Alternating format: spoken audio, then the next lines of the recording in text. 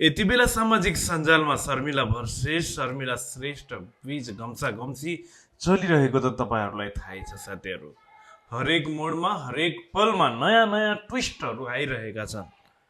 यहाँ घम्सा घम्सीको मात्रै कुरो छैन, अब त यहाँ यो जयकिशन बस्नेतले समात्नु भएको यो बच्चा कसको हो भन्ने सवाल पनि आइरहेको छ। उनी बच्चाले समेत पनि म ऋषि धमलाको छोरी भनेर चाहिँ यसरी भनेकी छिन् यस भिडियोमा।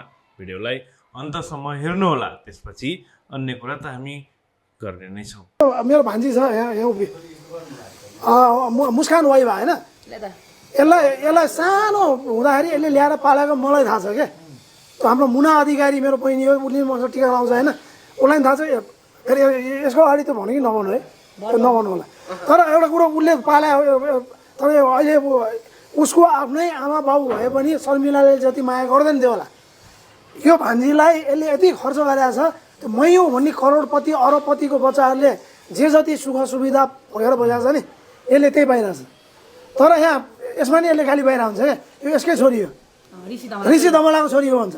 एक दिन त होइन भान्जीलाई मैले योभन्दा अझ फुच्ची दियो, अहिले 6 वर्ष भयो, त्यो बेला 4 वर्ष जति थियो होला होइन। भान्जी तिम्रो ड्याडीको नाम के भन्यो यत्तिकै सोधेँ क्या, ऋषि धमला। अनि मैले किन भनेको स्कुलमा मलाई त्यही भन्छ भनेर भन्छ कि बिचरा। अनि यो चिज त पहिलोचोटि कुरा बताउनु भयो नि त मिडियामा। किन मलाई थाहा छ क्या। म एउटा कुरो नयाँटी भनिदिन्छु नि, यसको बाउलाई म चिन्छु। क्याबिनमा बेला बेलामा यिनीहरूलाई भेट्न आइरहन्छ, यसलाई भेट्न देखाएन, त्यो मलाई थाहा छ क्या। तर यहाँ जाऊ भान्जी बेला यो भिडियो हेर्नुभयो त। अब यहाँ फेरि यता ऋषि धमलाको छोरी, यसको छोरी, उसको छोरी भनिरहेका छन् होइन। अब त्यसपछि अब यहाँ शर्मिला श्रेष्ठले चाहिँ यसरी जन्माए भनेर भनिरहेका छन्। यो भिडियो पनि हेरौँ। अपरेसन गरेर 2टा बच्चा जन्माएको, मैले मेरो सास अड्काएर सास दिएर जन्माएको बच्चा हो नि त। नर्मल जन्माउनु र अपरेसन गरेर जन्माउनु धेरै फरक छ होइन। मैले त्यसरी सास हालेर जन्माएको बच्चाहरू हो होइन। मेरो मुटुको टुक्राहरू आज मेरो काखमा छैन कि। म दिनभरि जहाँ जहाँ भए पनि बेलुका मेरो छरछर छ भने म त्यो घरमा जान्थेँ भने हिजोको अस्तिको दिनदेखिको म त्यो घरमा जानु पनि मन लाग्दैन। साथीहरू यहाँ त हरेक मोडमा कहानीमा ट्विस्ट माथि ट्विस्ट, ट्विस्ट माथि ट्विस्ट आइरहेको छ। तपाईँहरूले के बुझ्नुभयो त?